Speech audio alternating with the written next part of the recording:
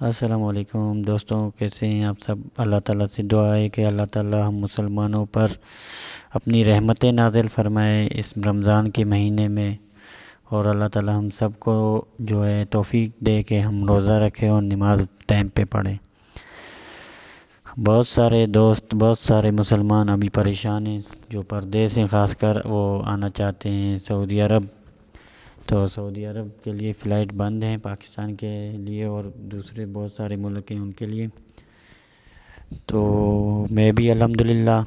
آ گیا تھا نیپال کے ذریعے سے، نیپال کا ویزا لیا اور پھر وہاں سے جو ہے سعودی عرب پہنچ گیا۔ نیپال جانے کے بعد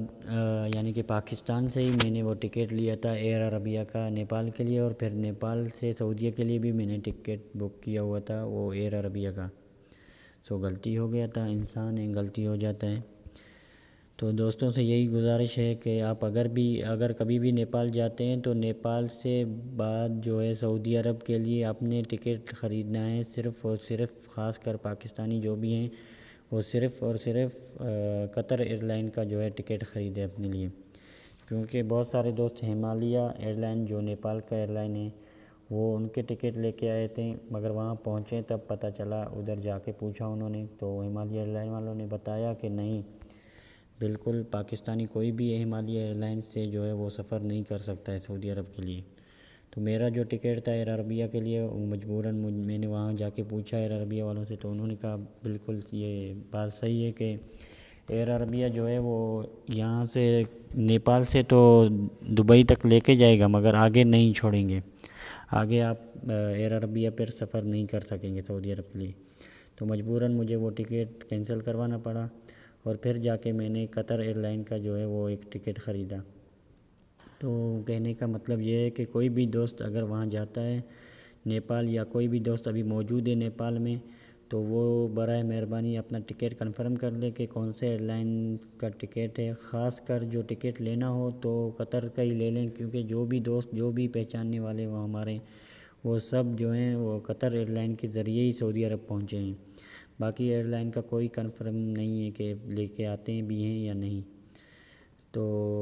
مثلاً اگر دوسرے ملک میں بھی آپ ہیں، افغانستان میں، سری لنکا میں، یا کسی بھی اور ملک میں،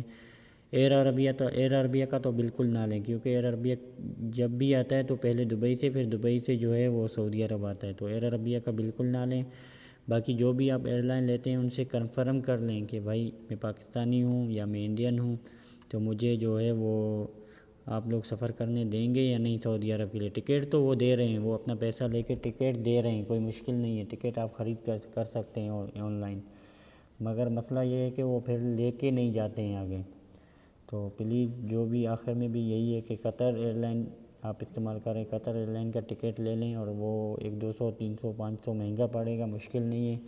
اگر آپ گھر سے نکلتے بھی ہیں تو یعنی کہ 200 300 یا 500 کے لیے نہ دیکھیں، اور توکل اللہ کر کے نکلیے، اور الحمدللہ قطر ایئر لائن کا جو ہے وہ ٹکٹ خریدیے اور وہاں سے بآسانی جو ہے سعودی عرب پہنچیے۔ اور آخر میں یہ بات بھی کہنا چاہوں گا کہ بہت سارے دوست پوچھ رہے ہیں کہ میرا نیا ویزا ہے یا میرا جو ہے وہ اقامہ جو ہے ڈرائیور کا ہے یا عامل منزلی ہوں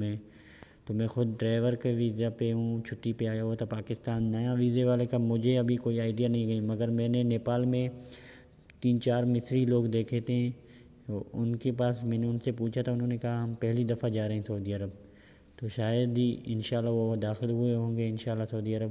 مگر جو ایئرپورٹ کی حالت ہے وہاں یہاں آ کے کچھ بھی نہیں پوچھتے ہیں۔ میں نے پہلی ویڈیو میں بھی بتایا تھا، سعودی عرب پہنچنے کے بعد وہ صرف یہ دیکھتے ہیں اور یہ پوچھتے ہیں کہ آپ جو ہیں وہ 15 دن کہاں ٹھہریں، تو میں نے ان کو بتایا تھا کہ میں نیپال میں ٹھہرا تھا 15 دن، تو بآسانی کے ساتھ انہوں نے مجھے انٹری کا اسٹیمپ لگا کے دیا اور میں الحمدللہ ایئرپورٹ سے باہر آ گیا۔ تو سب دوست دعاؤں میں یاد رکھنا، خاص کر رمضان کی جو نمازیں ہیں، رمضان کے جو آپ لوگ روزہ رکھتے ہیں، اس ٹائم روزہ کھولنے کے ٹائم، روزہ جو ہے سحری کے ٹائم بالکل یاد رکھیے گا دعاؤں میں۔ جزاکم اللہ۔